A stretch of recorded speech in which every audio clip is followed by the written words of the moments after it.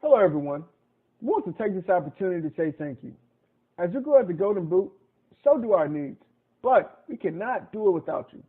We ask that you continue to like our posts, share our content, and subscribe to our YouTube, Facebook, and other social media platforms.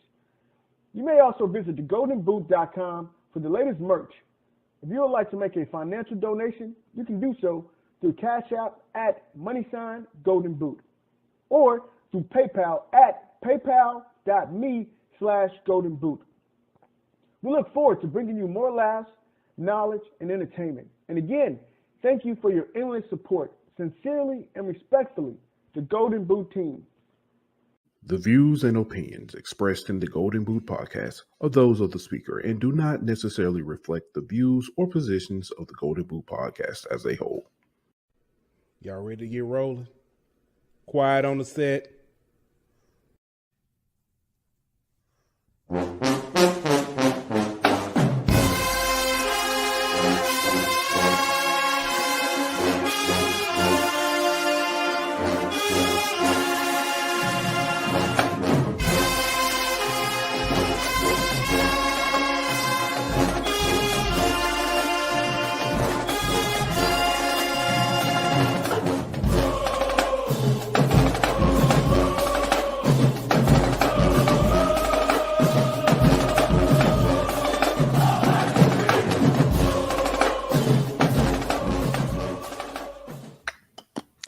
Hey, welcome back to another episode of the HBCU Hour. It's your boy Pooh Bell.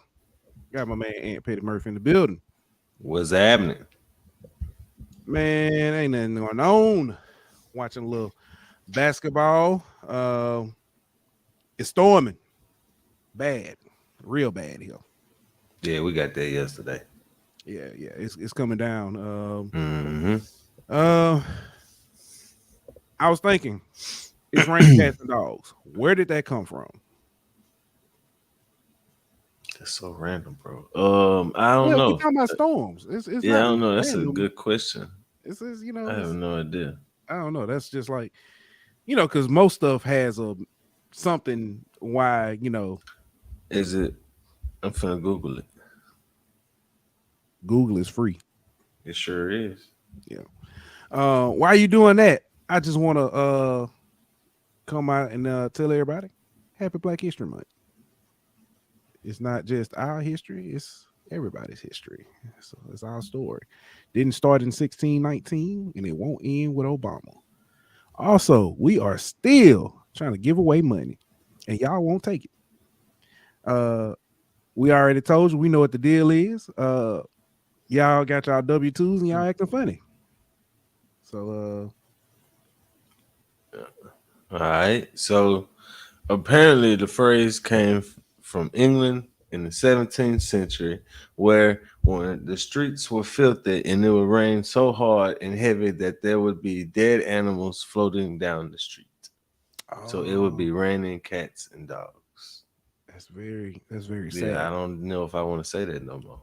Yeah. It's kind of not only sad, but it's kind of disgusting. You know what I mean? England was a very nasty place back in the day. The plague, bubonic plague. The whole chamber pot thing. You know what I mean? So, happy Black. I'm just saying Happy Black History Month. Go back to this. Miss Brianna Daniels. She was our Black History Sports Figure of the Day. She is the first woman in the NASCAR Cup Series pit crew. She went from changing tires to changing history. Basically, she was a student athlete at Norfolk State. She was a point guard on the basketball team. She was recruited in a program that the NASCAR was putting on. She was 1 out of 10 throughout the entire country selected. And in 27, this was in 2016. She was selected in 2017. She was trained by another female pit crew member who taught her pretty much everything she knows, and she ended up being the first Black woman in NASCAR Cup Series history. Shout out to Norfolk State. Check us out tomorrow. We got some more for you. While we on the NASCAR though, hold on, my bad, bro. While we on NASCAR, shout out to former Bethune-Cookman football players, Jaron Davis and Larry Brim Jr., who will be in the pit crew this weekend at Daytona for their respective teams. I know one of them doing the truck series. I think the other one doing the I forgot who sponsors it, but the Saturday race. So they'll both be in the pit crew, holding it down for their respective teams, representing Bethune-Cookman. So salute to them guys while we on the NASCAR front. Man, that's what's up, man. That's good news, man. I want to go back to I'm check out the young man we did the story about earlier in the season. Yes, sir. Who a sophomore, he's a junior now, should be a junior now, a junior in college and a professional race car driver. And a damn good one at that. Yeah, exactly. So it's like, hey, I'm talking about, listen, my first junior year, I ain't do that well. I wasn't able to, I couldn't imagine myself. No comment. By the time I hit my fourth junior year, I still wasn't. No, no comment. I plead the fifth. Hey. All right. Like my fifth junior year, I plead the fifth. All right. Bring him back. Our guy. Coming back to the HBCU hour. Our good man. Our tour guide at Media Day. Mr. Jamie Walker, welcome back to HBCU Hour. How you been? I'm good, man. Much appreciated, man. And look, I don't know how we ran into each other that day. We were both lost, man. It was so funny. It was so, and it's funny because every time it was like we were walking, and me and Ant were looking at each other. I don't know which way to go. I don't know where we're going. And I guess we're going this way. Yeah, it was the blind leading the blind, man. We made it. We made it. Yeah, we made it. Well, not a damn sign in sight till you got by it, but till you turned the corner and all the tables was right there. Exactly. Oh, that's what I'm supposed to be. I guess we were going the right way. Yeah. But Jamie, want to say thank you for coming back. I think this might be the first time in 2023. It is. Man, welcome. Happy New Year. Happy New Year as well, man. I'm glad to be back, man. Glad to see 2023, man. You know how it is. Amen. Yeah. Good to be here with you, my boy. Absolutely. I do want to say to everybody, as we always say, truly appreciate y'all for tuning in and watching. Don't forget to subscribe, like, share. Let everybody know. This old vet, let all your battle buddies know. Miss Lucy, let all your boyfriends know. I know you be after them. Zay, let all your battle buddies know too. Yes, sir. Well, no, I don't know. We don't need them crazy ones on here. If we do, they can come on. They subscribe. Matter of fact, Zay, not just let your battle buddies subscribe and tell them let all their personalities subscribe too. We might. Hey, we'll hit 1,000 real quick. Yeah, and the more the merrier, man. Chuck tuning in from Monroe. Chuck on every show. Chuck, man. Chuck, like he the czar. He the czar, man. Yes, he is. Yeah. Hey, Zay said we had more eligibility than Brandon. Oh, hey, that's cold. That's cold. Hey, I'm just saying. Might be true though, but I mean, it's cold. Yeah, now I'm gonna chop it up with y'all one day. I know y'all bring me in for the HBCU, but look, man, we just got to chop it up about ball in general. I talk anything, but man, hey, what? Let's do it. What your Tigers gonna do this year, man? Yeah, that's gonna be a good. That's a good conversation. That's a good conversation. We ain't got enough time. We ain't got enough time. Ain't got no. But it's funny. I didn't think I'd be doing this a couple months ago, but SWAC baseball starts this weekend. The SWAC put out their preseason predictions. They had out of the West, they had Southern. Out of the East, they had Alabama State predicted to win the divisions. I think, if I'm not mistaken, that's who ended up playing each other in the tourney championship last year, with Alabama State coming out on top. In a classic series too. Yeah, go back and watch it. It was outstanding. Outstanding, man. I'm looking forward to it. I'll say that much. So do you agree with those projections? I'll tell you what, I think Jackson State will have something to say in the East as well, man. You know, we were talking about Coach Omar Johnson earlier, and I think the way he's able to recruit and them being a perennial power as well, they've had their share of baseball success. So I think they'll have something to say in the East. As far as the West is concerned, Southern, you know, they're gonna continue to do what they do, man. You talking about ball club traditionally that's been, you know, just right there, and I think they'll want some of that get back this year. So I think, you know, nothing wrong with the prediction so far, but I think there'll be a few teams that'll have something to say going forward. I think as the profile of the conference has kind of come up, I think even the baseball, who's you know, SWAC baseball, don't forget about those newcomers that's been there the last couple of years hanging around in FAMU and Bethune. They play good baseball. If you want to, you know, me knowing them from the MEAC and their time there, they play really good baseball, and it was just a matter of time of them being able to compete in the East as well. So I think they'll hang around, but I think the prediction so far, yeah, I think it's logical to put them put those two teams in those right spaces. I'm with you. I think you mentioned teams having something to say about it. You already know what I'm finna say. You know what? I was gonna mention because I'm looking forward to their pitching.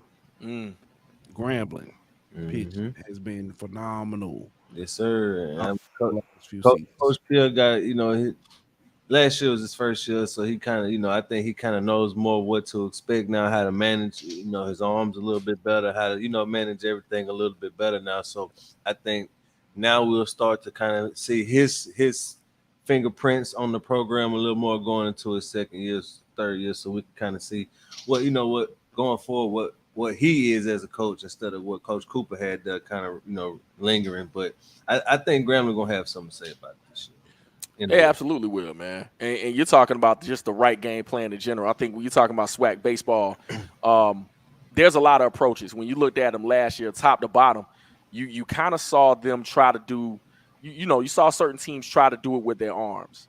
And that can, you know, that can definitely put you in the right spot. When it came to tournament time, man, you saw that long ball start to happen and them being able to actually put men on base.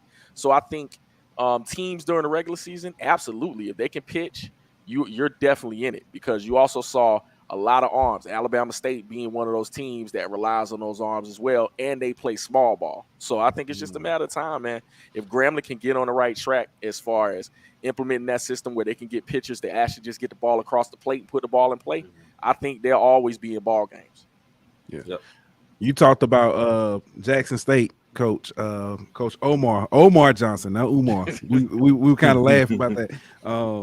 You don't find that suspicious? But nah, Coach Omar Johnson was on Dr. Cavill last night inside the sports lab, and he was talking about like recruiting, and he recruits everywhere. Yeah, international. So you can see how he's able to pick up those guys and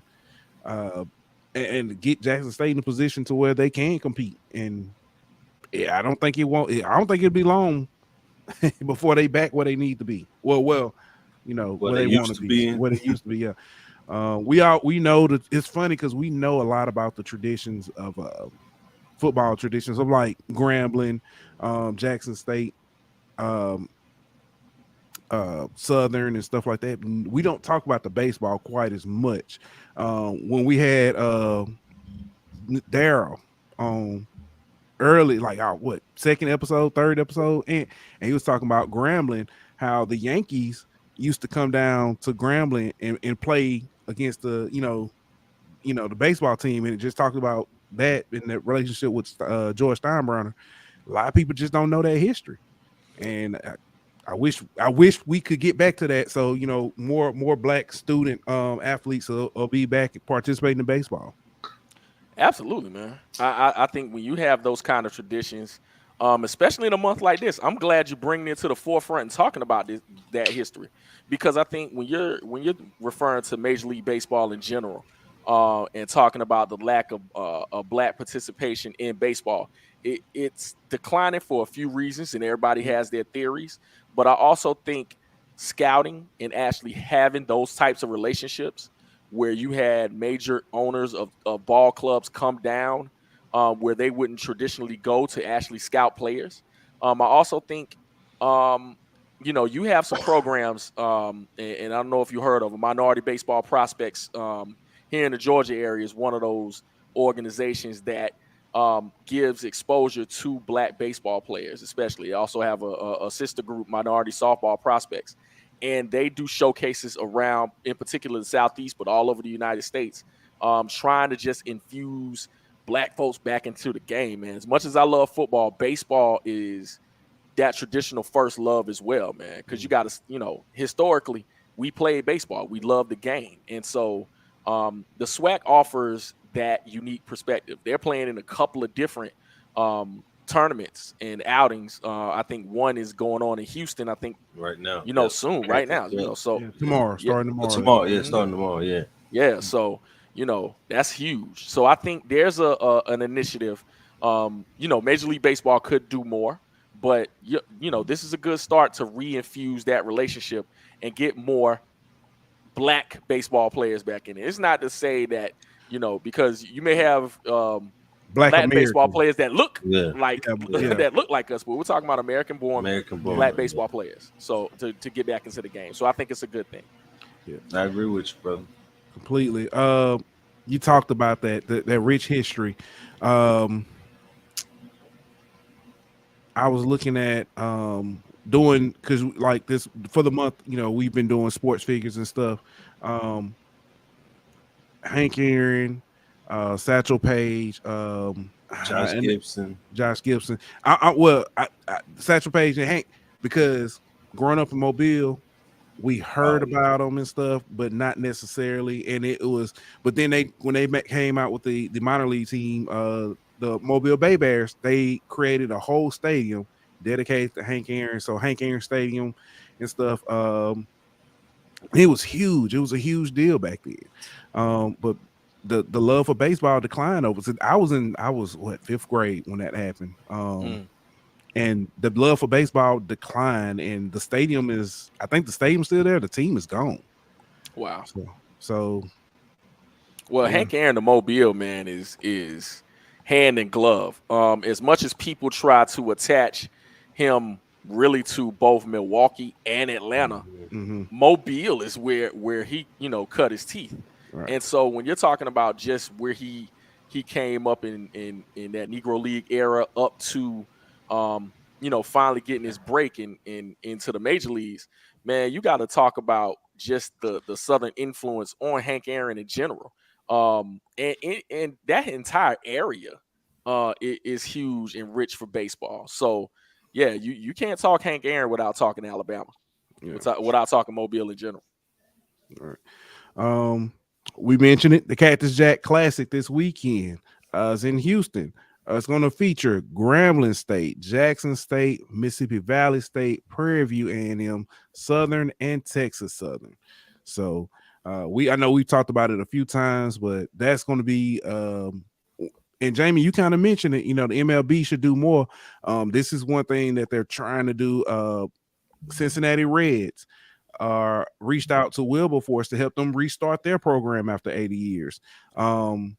So I think there's an attempt. Even the Yankees had the student from Grambling intern with them over the summer. So I think they're trying to do it. I don't think it necessarily moving their feet to a fast, very fast to do it. But it looks like they're at least attempting. Baseball got a lot of other problems. Yeah, like if we want to be honest, like all these rule changes that they're making going into this season and stuff along that nature.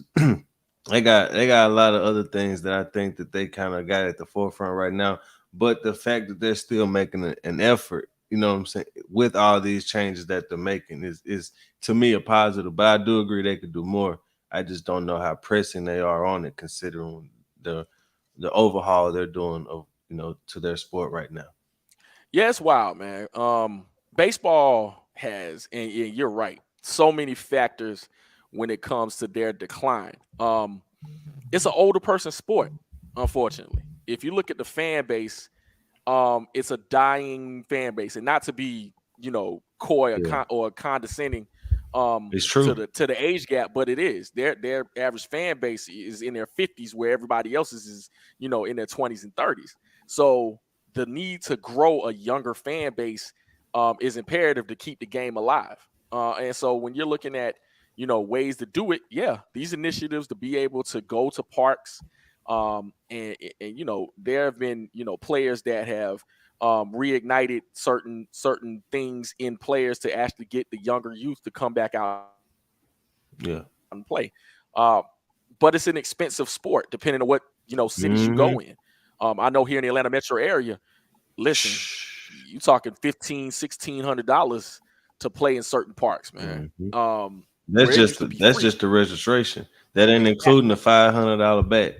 You know what I mean? And then don't let them make all stars or travel ball, and then you're looking at another $5,000 on top of that. So they've effectively priced certain people out the sport. They absolutely have. So yeah, man. When it comes to pricing folks out of the sport, you can't grow anything like that. Whereas you have these other sports coming in like soccer, lacrosse, coming in that initially is cheaper. As you go up, it gets pricey play. You can start them off from the outset, and it kind of takes people away from baseball. So I'm just glad Major League Baseball is at least taking a step in the right direction. Yeah, I'm with you on that. You on that. I think they could do a better job of marketing. You know what I mean? Also, like when you have a Mookie Betts who's an American-born superstar, you know what I mean? You could do a better job of marketing players along their lines. Completely agree. It's funny, and I didn't think we'll be on baseball this long. I know what helped me kind of fall for baseball. It was during my first game was the Sammy Sosa, Mark McGwire in St. Louis. When they were steroids. So you want them to bring steroids back? I got you. Bring them back, man. Juice them up. Juice them up. All the big heads. But nah, they juicing the baseballs now, bro. They ain't got to juice the players. Gotcha. That's another conversation for another day about how they change the seams and stuff, and how that's affecting a lot of stuff. That's be looking, because you talked about the problems they have. That's going to be a class action lawsuit coming from like sports bettors, because the changing of the seams determines like the flight of the ball as far as like for home runs and strikeouts and stuff. That's a conversation for another day. I don't know if you can, if you're gonna. You can, because I'm gonna tell you why. Because baseball was doing it as far as they were testing in game and swapping the balls and not letting people know. That's where it comes. Possibly, but you're gonna be able to prove it. Yeah, they have literally come out and said they like. Which games are you gonna like? You see what I'm saying? But that's where your class action come into it.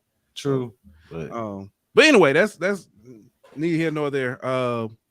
But yeah, that's kind of when I feel, like the steroid era. The chase for the 70. Also, I learned how to keep a scorecard. Very valuable. Yeah, very valuable. So, anyway, we can move on. Miss Body in here, she say, "What? It's expensive, bro. It's expensive." Yeah. Basketball. SWAC and MEAC. I'll tell you what. If you thought the SWAC football race to who's going to be in the championship was wild, basketball came out and said, "Hold my bill." Yep. It has been crazy. You've got Southern tried to stay in it, and then Miss Body's Texas Southern squad came in and knocked Southern out on Monday. You had Mississippi Valley beating Alabama State. You had Alcorn squeaking by FAMU. Grambling still is trying to fight to stay in their spot. They beat out Prairie View, and then Jackson State is starting to get hot at the right time, and they jumped all over Bethune. Yep. Jackson State done worked their way up to the 4th spot. Yeah, they have, man. I think Mo Williams has done a phenomenal job in getting them right, and he is just starting to kind of put his stamp on that squad, man. I mean, first year, Right. folks didn't believe in the hire initially because of his time at Alabama State, but kudos to him, man. He knows that area, he knows the pedigree, and once he can start recruiting, watch out. Watch out for that squad. But man, hey, get props to Alcorn, man. Give props to Alcorn. All they doing is what they do as a school. They put their head down and they just go do the job, man. At the end of the day, not much fanfare, but just going in and doing what they need to do and eking out these wins. So you got to be careful. You start talking about Alcorn. He put Triple B. I was like, Better Business Bureau. I forgot Big Bad Braves in the building. Hey, what's up, all my people who came in with G, man? Appreciate y'all coming back. But yeah, Alcorn has G, and G told us last week how they formula, saying how they play. Alcorn has been very impressive. Yeah, and the schedule favors them down, for the rest of the conference schedule.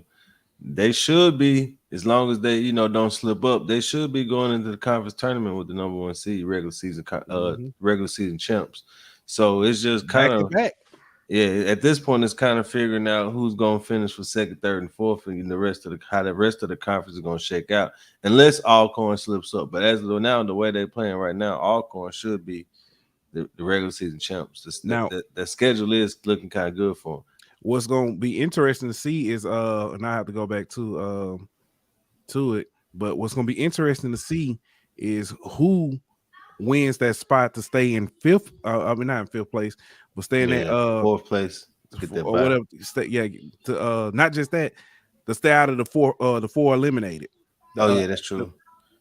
So. Hey, I might have spoke a little too soon on the Alcorn schedule because they got Jackson State coming up. Yeah, this weekend. So we're about to see. We're about to see if they're about it for real as they go to Jackson. So hey, I think they can hang on, man. Like I said, they've been playing good ball, man, and they're battle tested so far. The predictions have been way upside down because nobody expected this Texas Southern squad to be as low as they are. I mean, perennial winner, man, and they know how to hoop at Texas Southern. But Johnny Jones struggling this year over there. Man, it is funny because when we did our preseason predictions, we picked Texas Southern to win it. Yeah, I mean that pedigree speaks for itself. Honestly, recently, Texas Southern has been the class of the SWAC in basketball, but it ain't looking good this year for them. Yeah, I mean, obviously they could possibly make a run in the tournament, but it ain't looking good for them. Right, for sure.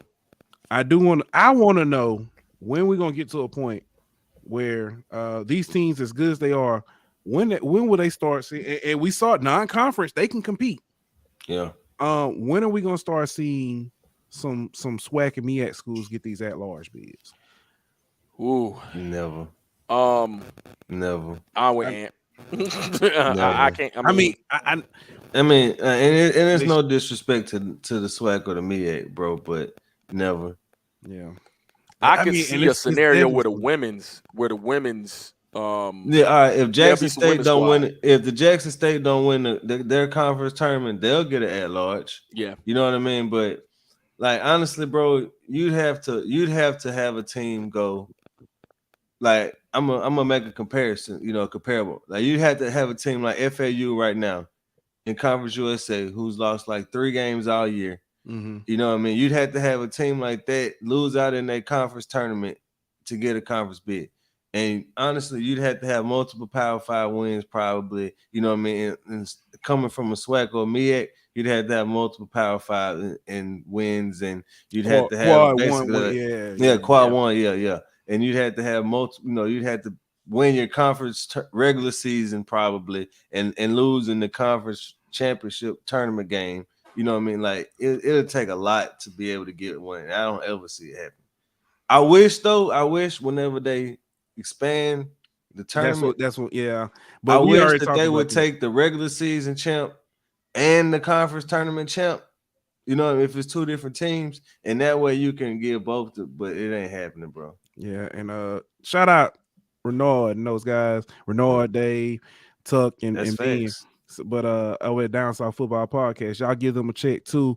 Definitely will bring you some football knowledge and not just fandom. But they say it's not disrespect when you got a Conference USA that's been a one bid league. It's hard. Yep. I mean, there was a Louisiana Tech squad that lost 5 games one year, won the regular season, lost in the tournament, didn't make it at an large bid. So, you know what I mean? It's almost impossible whenever you one of these smaller leagues. Yeah, it is. Yeah. Let's look at the MEAC side real quick. This past Monday, South Carolina State beat Morgan State. You had Howard, who was continuing to roll, beat down Maryland Eastern Shore, who's on the wrong side of it and starting to decline. They starting to slide a little bit. Yeah, my pick, Norfolk State, beat Delaware State by a bunch of points. I'm talking about a bunch of points. They probably had what as long as me and Ant was in school. That's how many points they beat them by. North Carolina Central also. They started to get hot. Josh was telling us about them too. They started to get hot, but they beat Coppin State pretty big on Monday as well. Yep. And I know we never really talk about the women's side of basketball. I do want to say it's not sexist or anything like that. I honestly don't know a lot about the women's side, and I don't want to sound too. I mean, I'm not trying to be disrespectful, but in the SWAC, it's really a one-team race. It is. It can be. I think Alabama State has a little bit to say. You're very optimistic. They got beat.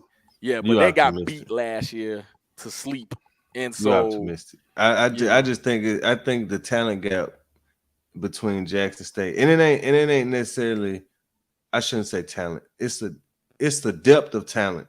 Yeah. The gap between them. You know what I mean? Like she can go so deep in her bench compared to everybody else, and I don't think any other team can really compete with that.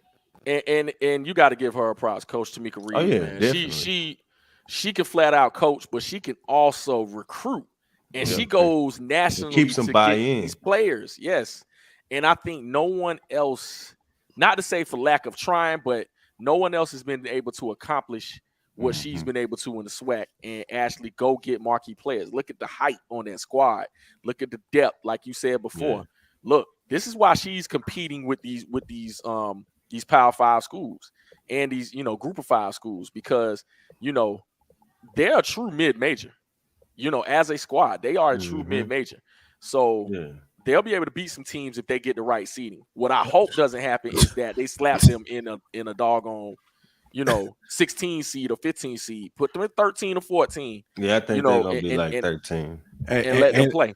And just like our good man Tori Williams come in and he said anybody can be beat. So I want to tell you a story, Jamie. Last year, I was flying back from Arizona, and Jackson State was playing, and I got an update, close game. I was like, let's go Jackson State. It is no secret. We're LSU fans. It's no secret.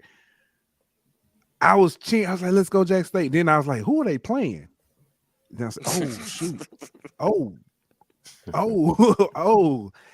And if I'll say this, if Jackson State had to pull that off, I would have not been mad. No, and I don't think anybody would have been. I'm hoping they can find a way. Oh, it was some people gonna be mad.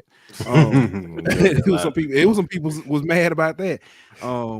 But I'm hoping they can land in a bracket, like you said. If they can go in the tournament and make it to a Sweet 16 somewhere, which I think is very, very possible. Depending on the draw. It always depends on the draw. So yeah. But I said, go ahead. No, you go ahead. I was just gonna say we talk about Jackson State being dominant in conference. On the MEAC side, there's actually an undefeated women's team in conference play. So it's Morgan State, yeah. So hey, Tori said it won't happen. I mean, hey, but you just said anyone could be beat. You know what I mean? So you know what I mean? And Jackson State could possibly beat them. Anybody. But I don't see nobody beating Jackson State in the women. And the way Morgan State women been playing, it looked like it's gonna be them. Yeah. But I think there will be some teams that have something to say about Yeah. Chuck being messy. He said it is something. Y'all had Josh Sims on Monday repping North Carolina Central. Tonight, y'all have Jamie Walker on representing A&T. Yeah, Chuck. But and speaking of women basketball, we got to bring in them ladies from A&T who have a pretty good squad as well. Absolutely, man. I mean, we're leading the conference for the longest time. And the CAA have been doing well, man. Went on a 2-game slide last weekend in particular, but man, in second place right now, Drexel, I think, is leading the conference. William and Mary right there. So they're, within the top 3. I think they're 2 right now. But yeah, they've been playing absolutely phenomenal ball, man. Give Coach Terrell Robinson, his kudos, man. But the men have been kind of the middle of the pack.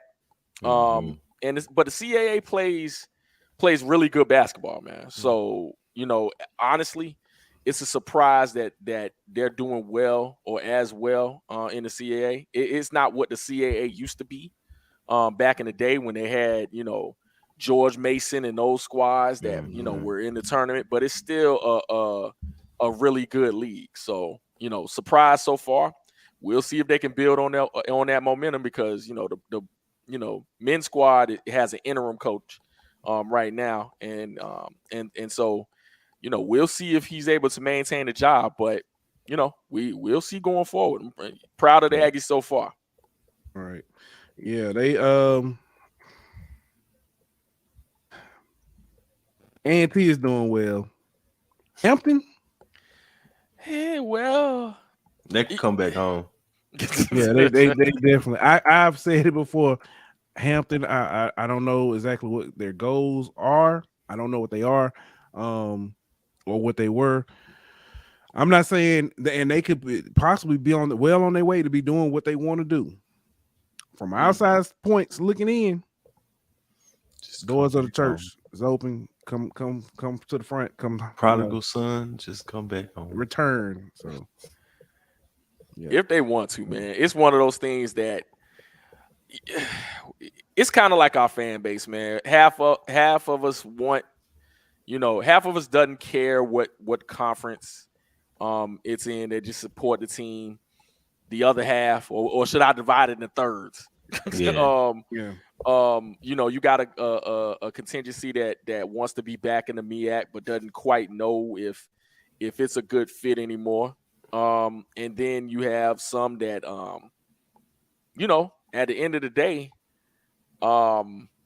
just doesn't trust what the CAA does or will be or being successful or, having the type of winning that they're accustomed to and, just still questions it. But what I'll tell you is this, and this is kind of based on what football is going through and what, facilities wise and the money they're about to put into it.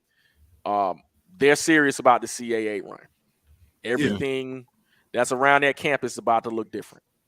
And, they're putting $80 to $100 million to getting that athletic budget to where the rest of the CAA schools are. So interesting. They're putting dollars to it. That's I can't knock them for that. Yeah, man. So good luck to him, brother. Yeah, I mean, I think that's the first big step to being, able to be the top dog. And, you got to be on a level playing field, resource wise. You know what I mean? Then after that, then let your coaches and, the staff that you hired, then that's when you count on them to be the difference maker. So I think that's a necessity in a sense. What A&T is doing as far as the amount of money they're pouring in. If you want to give your coaches a fair chance to compete. Absolutely, man. I've been privy to kind of look at some documents, man, as far as they, as far as what the school wants to do, man. Academically, it's on par with the rest of the schools in the CAA. But what I will also say is their athletic budget wasn't. And so the chancellor made a commitment to get the dollars behind what the athletic department needs to be successful in the CAA. There's some other things about, if not successful in 5 years, hey, they may go back to the MEAC. We'll see. I don't know. Some people say no chance. Some people say It's a possibility. Some people say, who knows? The basketball may stay, the football may go back. It's very possible because their football teams need it. So it's no telling, That's man. a good point. It's no telling what may happen, because what I will say, and I was kind of privy to be on the CAA call, the Zoom meeting where they had their their conference meeting on the new media rights deal. And what I can tell you is this: the CAA is aimed towards basketball success. It skews that way anyway. So I think it's a little bit easier to have your basketball conference set up in that way. Football, that's really left up to the schools, even down to where they're broadcasted. So is it a possibility of going one and the other? Hey, it's possible, but only time will tell whether or not ultimately A&T will be successful in the CAA. Yeah. What's good, DK? DK dropping in the building. This weekend's matchups. Let's go through the BAC first. Howard at 8-1 versus 1-8 Coppin State. I'm gonna go with Howard. Yeah, you got Howard there. You got Maryland Eastern Shore and South Carolina State. Maryland Eastern Shore is at home. Can they bounce back? Struggling right now, man, because you have a team that can that can stop people from scoring, but whether or not they can score is the issue. So they're playing at home, playing in Prince's Anne. So we'll see. I'll go with South Carolina State's up and coming. They've been playing good ball since the coaching change, but hadn't really got over the hump yet. I'm gonna go with Eastern Shore. You got a team that's lost 2 straight versus a team that's won 2 straight. Give me the team at home. Give me Eastern Shore. Yeah. You got Central going to Delaware State. Central 5-4, Delaware State 3-6, and of course these are just conference records. So I like the way Central been playing. Yeah. Morgan State at Norfolk State.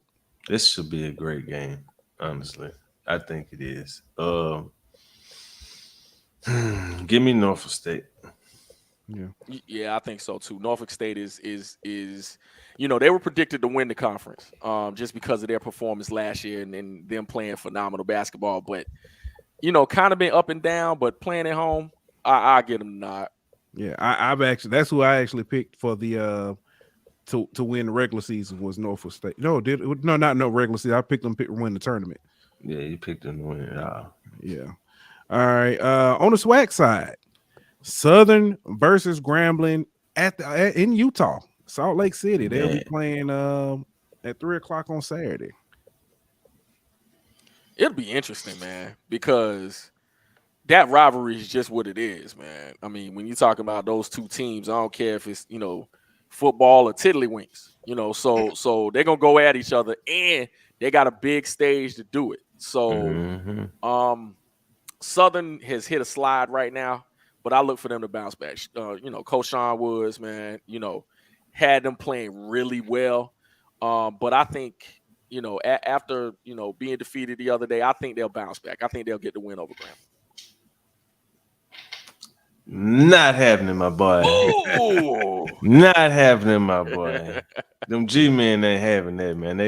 Them G-men, they trying to revenge the loss for early in the year, so they're going to get them back.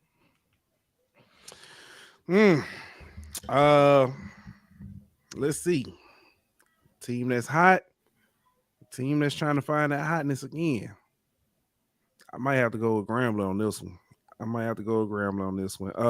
But I do want to say Ant cover years because I know how you feel. But shout out to Chris Paul for helping push this the HBCU Classic, and trying to get this also the Legacy Classic as well. He's been instrumental in pushing both of those or all 3 of those games. So while we on the Grambling thing, I just want to say rest in peace to Grambling legend Michael Lyons. He coached at Grambling Lab for 40 years in basketball, won like 11 state championships. Wow. One of the greatest basketball coaches in Louisiana basketball state history. Coach Paul Millsap, Jared Honeycutt, some legends. And I had the privilege to play against some of his teams. So rest in peace, Coach. You're gonna be truly missed. But yeah, just wanted to give him his flowers. You know, he deserved that, man. But while we were on Grambling basketball, legend. Yeah. Hold on. I gotta interrupt something though. Go ahead. All right. So what's Ant's beef with Chris Paul, man?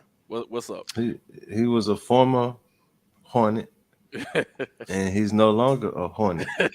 And the way he left, I ain't like.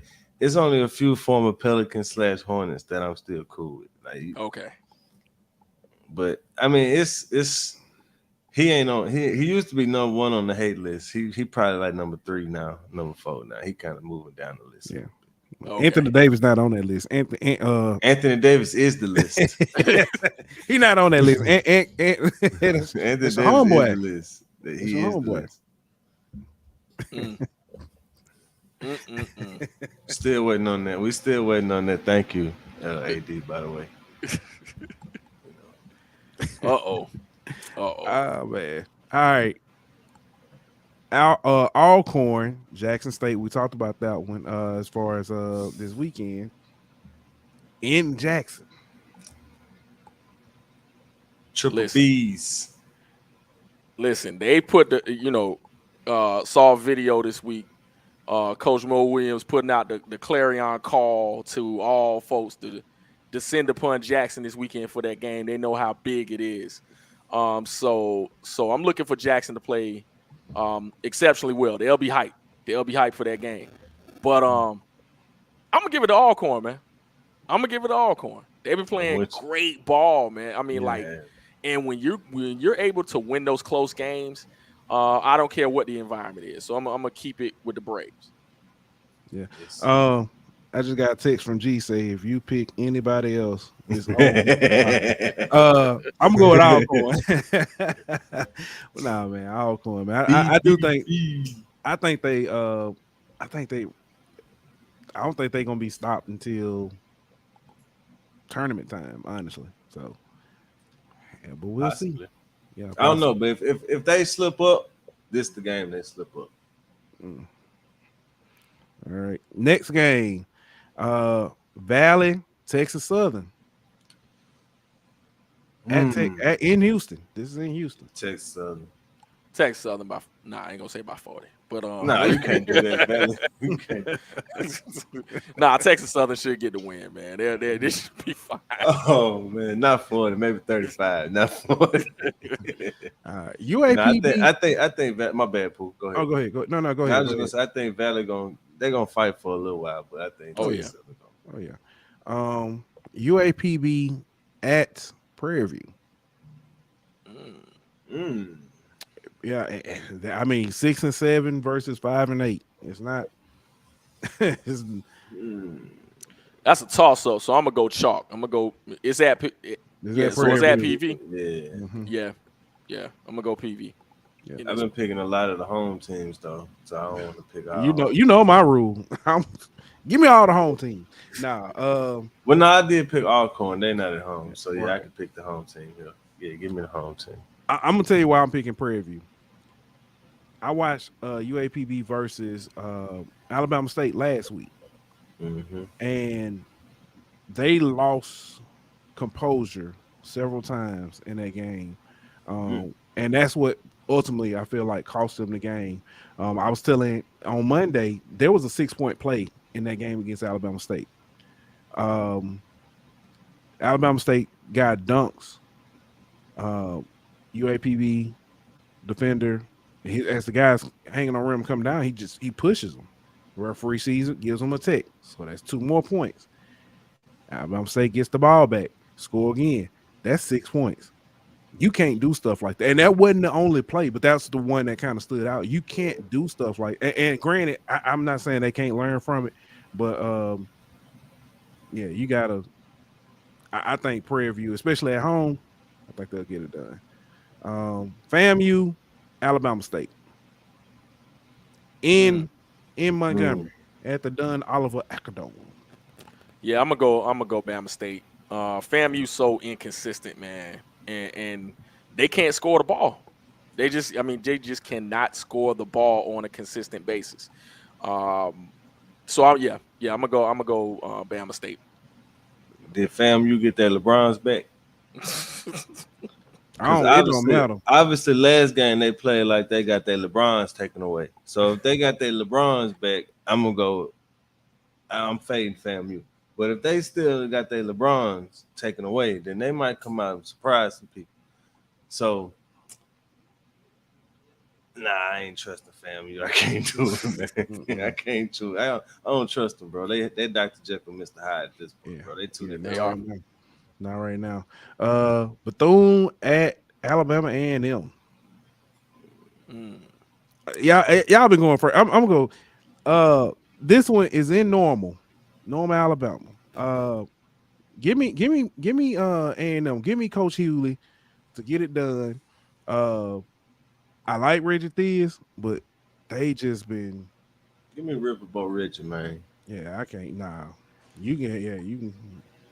I'm gonna have to flip a coin on that too, man, because Bethune has been playing inspired ball, man. I will say just everything that's been going on, not necessarily involving them, but definitely their coach, have been playing pretty good ball, man. Some inspired basketball. So this is kind of hard to choose. Took all going down to the brink on last weekend. You know what I mean? So. If it to me, it feel like, and this may be unfair to say, but y'all understand. It feels like Bethune has been very distracted. At least, I don't know. I kind of disagree. I kind of think they've been rallying around it as a team. I mean, it seemed like they started playing better as a team. You know what I mean? After all that kind of stuff came out. I don't know. That could just be me, but I think they've been kind of rallying around their coach. I think it's a little bit of both. You know, just with everything going on, it could be. Especially when you're dealing with college students and you know their attitudes towards certain stuff. I'm gonna take the Dogs. I'm gonna take A&M. Yeah, I might have to go. He sold you on that distraction, huh? I see. Yeah, I might have to go to that. You got me, sir. You got me. Yeah, I'm gonna have to go there. Ant, we talked about this Monday, but I couldn't remember the team. Florida Memorial is the team in women's basketball. At the time, they had rattled off 14 straight. I think it's 15 by now. They have clinched the Sun Conference regular season title. That's what's up. Congratulations to them. Congratulations. Also, North Carolina Central coach Lavelle Moulton passes John McClendon for second on NCCU's all-time list. So. Congratulations to him. Congratulations to the fighting Joshua Simses. Yes, man. That pains me as an A&T grad to say this, but man, kudos, man. Coach Moulton, he's just one of the class acts of HBCU basketball, man. Like everything that he has done and implemented in that school and just around the region and the kind of contacts and things. To be on Tobacco Road and be surrounded by the University of North Carolina, North Carolina State, Wake Forest down the street, Duke in your backyard, and to still be kind of out there fighting for your squad and be noted as a great coach, that just tells you what kind of man this man is. So kudos to them, man. Yeah, completely agree. We talked about the NBA HBCU Classic. Southern and Grambling are receiving $100K from the NBA for their participation in that. So shout out to the NBA, man. Get the and I think AT&T donated them some money too, if I'm not mistaken. Also, as part of that All-Star weekend. So, man, kudos to them, bro. I'll say the NBA gets it right a lot.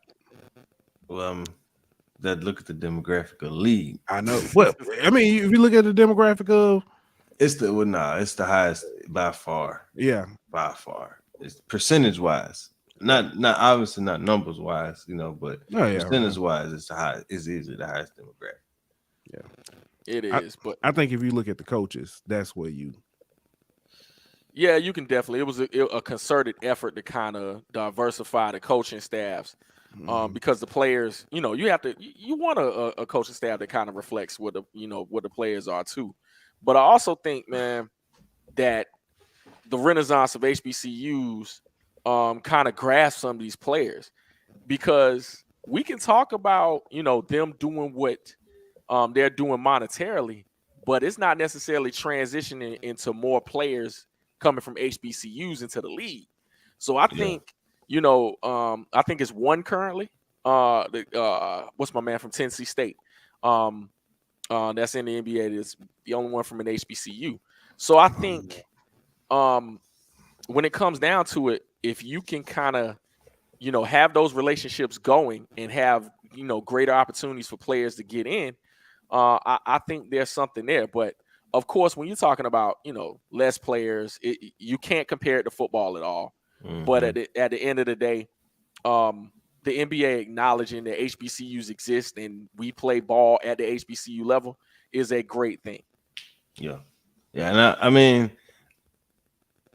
I think there's only so much that can be done about the HBCU players on the roster deal. Yeah. You know what I mean? Just because of the number of players on rosters and the amount of, like, there's a lot more schools that play basketball than football. You know what I mean? Absolutely. And so there's a lot more talent pool that you're getting players from. Plus, when you look at the amount of European players and overseas players and stuff like that. So I don't know what can really be done about that, but I think that in light of that, the NBA is still trying to find a way to make their presence be known among HBCUs and lift HBCUs up and push them into the forefront. So I applaud them for doing what they can, and I just don't want people to kind of look at the fact that there's not a lot of HBCU players in the league and say, oh, well, the NBA isn't trying to help HBCU. You know what I mean? Like, I don't think that needs to be the criteria that we measure what the NBA is doing for HBCUs by. Great point. Robert Covington. Robert Covington. That's right. Great point. Great point, Ant. Yeah. Moving on to a little football. Grambling's Ray Estes. I think that's how you pronounce that. I'm gonna go with that. Declares for the draft. Yeah, man. That was late. I mean, I thought you had to submit. Well, I guess you did. I mean, how you already didn't submit it. That's true. And that's what I was wondering. So, because and see, that's the thing. Like, they get to submit and all that with the, early submit, talk to the scouts, get their grade. You know what I'm saying? All that kind of stuff now. So probably heard something they like and just decided to like, nah, I'm gonna go ahead and announce it. Gotcha. Yeah. As long as he got some good advice. As long as he got some, cool. sound advice. Hey, I'm with it. Yeah. If I'm not mistaken, he spent his first 2 years at North Carolina State. I think that's what I read. Could be wrong with that. But he did spend his first 2 years somewhere else. Came to Grambling, and then decided that this was it. So, best of luck to him. Yeah, best of luck. Wish him the best. Hope to see him on a roster somewhere. So, this one kind of threw me for a loop. Honorary captains for the Legacy Bowl were named. One of them threw me for a loop. The one threw me for a loop. Teron Armstead. Understandable. Jameis Winston. I'm gonna let y'all explain that to me. Because I wasn't aware that he was still on the Saints. Yeah, technically he's still on contract. Yeah. So, but that's the thing. It ain't like they teammates no more because Teron Armstead gone. So he's in Miami. But I can understand because I can understand why he went to UAPB. Yeah, he's an HBCU grad. Or even alum. However you want. Should have picked Shaq Leonard. In all fairness, though, I'll say this because I think for the last 2 years since the bowl has come about, Jameis has been a sponsor of it. That is true. That's true. He's put dollars to it. Yeah, that's so I got to give. I'll give you that. He has put some money into it. That is true. Yeah. So hey, that's that might be point. What it is. That might be what it is. Yeah. All right. You know what? I noticed something. I think we've been hacked. We had Josh on Monday. We had a lot of North Carolina Central topics. Josh, you got 24 hours to respond. No. But Mississippi Valley and North Carolina Central will be playing in the Circle City Classic. North Carolina Central dropped their schedule today. We're gonna have to do another schedule segment and break down because a lot more people are dropping their schedules. They got some pretty. That's an interesting game to me, bro.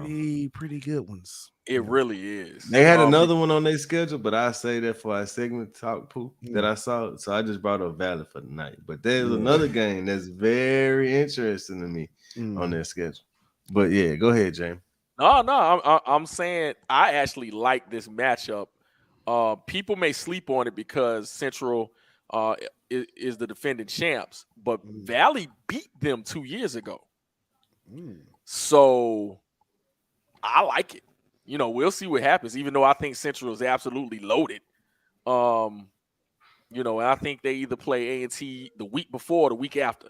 So, you know, we'll see what ends up happening with them. But very intriguing matchup. They better not sleep on Valley, because I think even with the new coaching staff, I think Valley will be improved. And I think they'll be hungry because, hey, man, you know that you're leaving the town. Nobody has any expectations. Just go out and play ball. Yeah, I think if I'm not mistaken, they play A&T like 2 weeks or a week before they play Mississippi Valley. But it's the game after Valley. I'll go ahead and say it. Campbell. That's the one. That's the one that has me over here like that's the one I'm waiting for right there. They're going to want some get back. Yeah, they man. They in O'Kelly Riddick. So we'll that's gonna be a great game, man. I might have to take a trip. If I'm not calling the game, I might have to go up there for it. Oh, that's gonna be a good one, bro.